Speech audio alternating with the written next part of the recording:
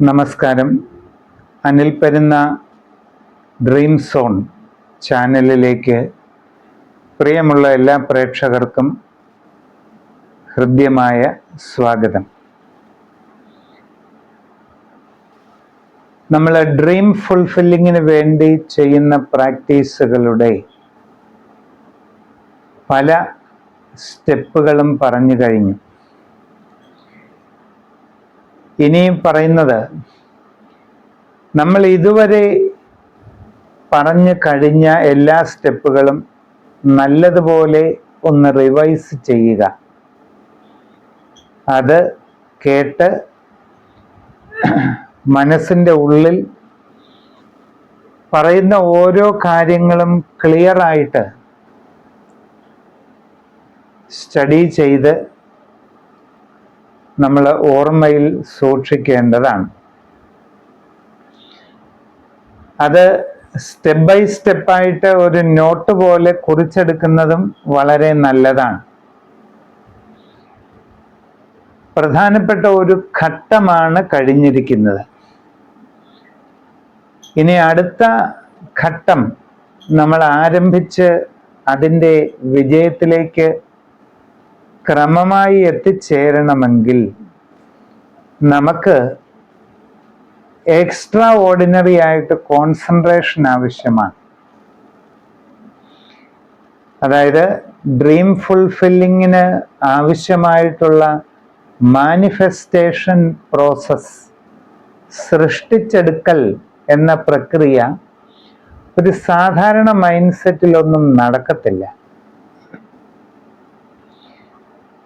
നമ്മൾ വളരെ ഓർഡിനറി ആയിട്ടുള്ള ഒരു ജീവിത ശൈലി, രാവിലെ എഴുന്നേൽക്കുന്നു, പ്രഭാതകൃത്യങ്ങൾ ചെയ്യുന്നു,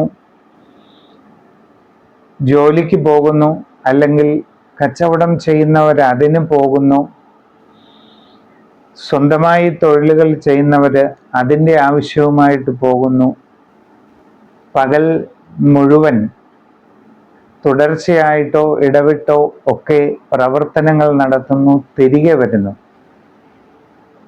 പിന്നീട് റെസ്റ്റാണ്. നമ്മളുടെ ഈ ദിനചര്യാക്രമത്തിൽ ദൈനംദിനം കണ്ടുമുട്ടുന്ന കുറച്ചു പേരുണ്ടായിരിക്കാം. നാം ഓരോരുത്തരും പ്രവർത്തനം ചെയ്യുന്ന മേഖലയുമായി ബന്ധപ്പെട്ട് കുറേശ്ശെ ആളുകളെ കണ്ടുമുട്ടാറുണ്ട്, സംസാരിക്കാറുണ്ട്.